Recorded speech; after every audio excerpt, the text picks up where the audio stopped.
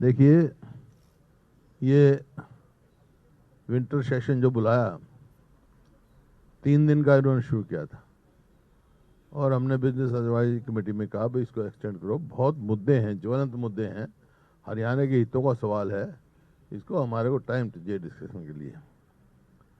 लेकिन इन्होंने अपोजिशन को, विपक्ष को मूक दर्शक बनाना चाहते थे। कोई मुद्दे का जवाब नहीं दिया। अविश्वास प्रस्ताव लेके आए हम, जो मुद्दे अविश्वास प्रस्ताव में उठे उसका कोई जवाब नहीं आया, एक का भी नहीं जवाब दिया। और पहली दफा हुआ है ये, मुख्य विपक्षी दल है हमारा, कि हमारा ना तो एडजर्नमेंट मोशन जो हमने खेल और खिलाड़ियों पर दे रखा था, जो दो हमारे खिलाड़ियों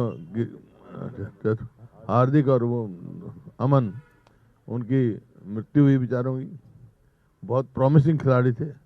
आ जाओ राव साहब, आओ राव साहब, प्रॉमिसिंग खिलाड़ी थे उनकी।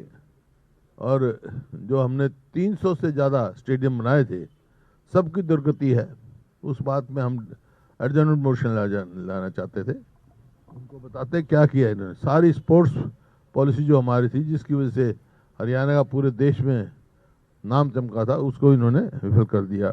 दूसरा, हमने शॉर्ट टर्म डिस्कशन के लिए कहा, जिससे भाग्य अरावली के लिए फॉरेस्ट सर्वे की जो रिपोर्ट आई उसमें अरावली के लिए हमने कहा कि अरावली का मामला जो है सबसे ज़्यादा इफेक्ट हरियाणा पे होगा, पोल्यूशन फैलेगा और ये जो एक किस्म से लंग्स हैं हरियाणा के, वो खराब हो जाएंगे।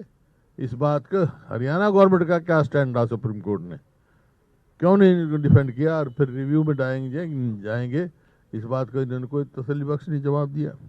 इसी तरह कॉलिंग अटेंशन हमारे थे, जल भराव पे था और बढ़ता प्रदूषण पे था, धान घोटाले का था, मनरेगा था।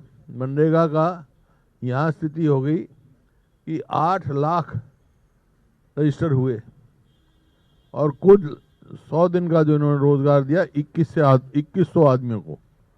और पिछले 5 साल का आप रिकॉर्ड उठा के देखोगे तो जो इसको रोजगार नहीं देते तो आपको कंपनसेट करना पड़ता है, कंपनसेशन देना पड़ता है।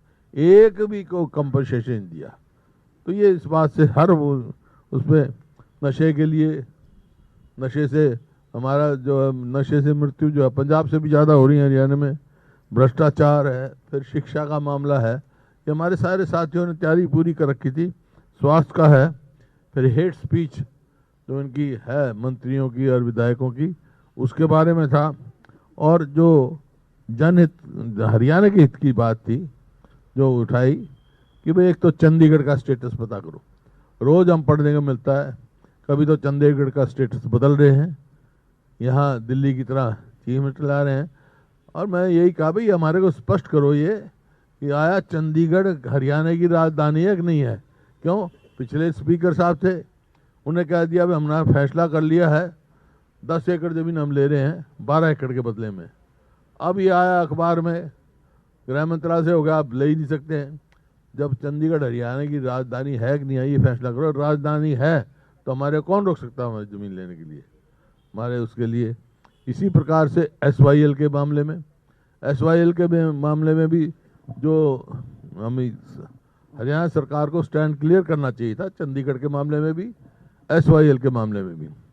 SYL जो है आदेश सुप्रीम कोर्ट का फाइनलिटी अटेन कर चुका, 2002 में आदेश हुआ था।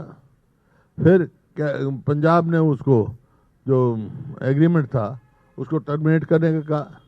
मैं 2004 में जब सांसद था तो हमने रेफरेंस करवाया राष्ट्रपति का और वो 2016 में फैसला आ गया। और जब ये हुआ, बात हुई, फैसला आया, उसके बाद सर्वदलीय मीटिंग बुलाई थी जब तत्कालीन मुख्यमंत्री अपना खट्टर साहब ने, उसमें मैं भी था और भी थे दल के थे। तो ये फैसला हुआ था कि भाई राष्ट्रपति से मिलेंगे और प्रधानमंत्री से मिलाने की जिम्मेवारी खट्टर साहब ने ली थी।